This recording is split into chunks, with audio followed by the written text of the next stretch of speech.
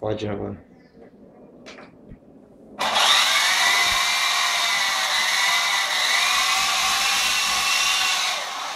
Girando pra cá, né?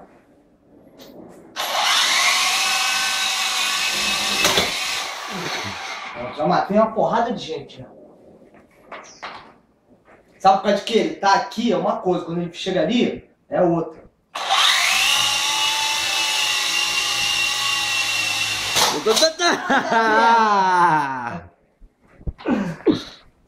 Pô, a quarta, cara. Não deu ruim. Tem que ser do lado. 7 passos. Acho que quebrou.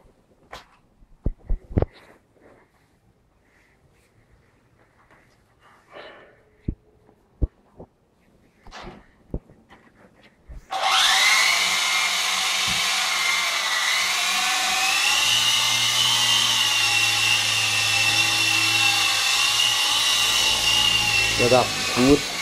Ah, perfeito! Ah, tá ligado. Perfeito. Tu não tá tendo controle nenhum dele. Não, não tem, aqui é fechado, porra. Eu mandei lá em cima.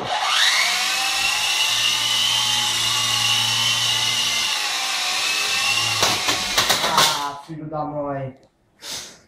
Agora ele deu um rolezão e voltou. Joguei lá pra sala. Não dá, não tem como, sabe, porque que é muito. O espaço é muito fechado. Pensa num lugar onde tu pode ligar essa porra.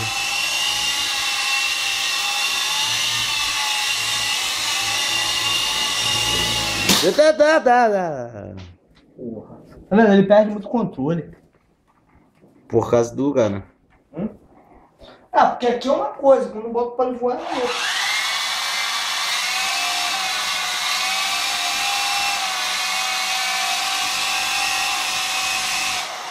Você vai pro lado sozinho?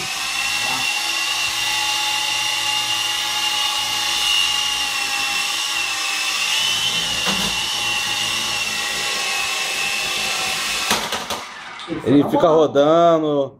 Ah, porque tu tem que ficar calibrando ele toda hora. Ele fica toda hora, cada hora que ele vai num lugar, ele perde.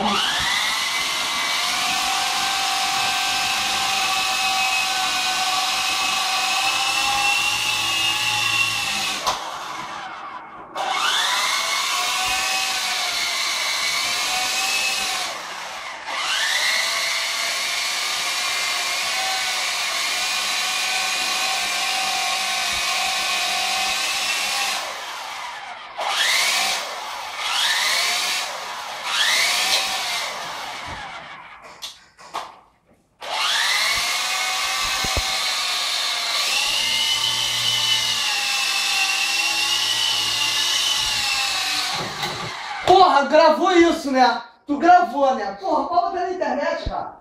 Porra.